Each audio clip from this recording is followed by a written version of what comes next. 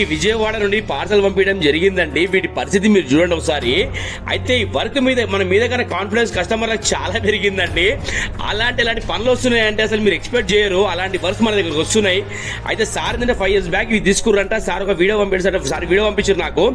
వీటి పరిస్థితి మీరు చూడండి ఎలా అయిపోయిందంటే మొత్తం లాస్ట్ స్టేజ్ లో ఉందండి. ఇది 1% కూడా రిపేర్ అవుతుంది అన్న నమ్మకం కూడా ఎవరికి ఉండదు, రాదు. ఇంకా వేరే వాళ్ళైతే చెప్పులు పడేస్తుండే. ఇంకా సార్కి మన మీద కాన్ఫిడెన్స్ అనమాట, వీళ్ళు చేయగలరు అని వాళ్ళు నమ్మి నన్ను ఒకసారి కాంటాక్ట్ అయ్యి ఈ వీడియో పంపించడం జరిగింది. వీటి పరిస్థితి చూడండి.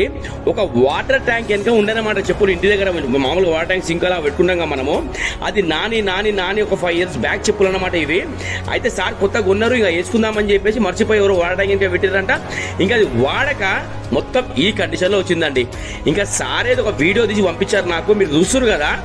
అసలు లాస్ట్ స్టేజ్ లో ఉందండి. అసలు వర్క్ చేసే పొజిషన్ లేదు. సార్ మనకి చేసేప్పుడు ఉంది.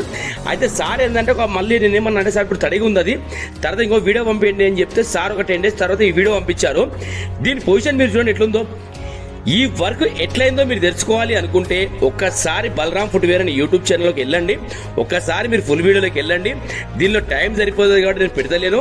ఒక్కసారి ఖచ్చితంగా మీరు చూడాల్సిందే వీడియో ఇది.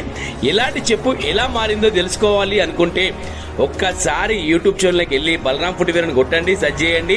ఈ చెప్పులు ఆ చెప్పులు ఒక్కటేనా అని మీకు డౌట్ వస్తుంది. ఆ బటన్ చూసి మీరు గుర్తుపట్టాలంటే ఈ చెప్ప చెప్పకొటి అన్నది.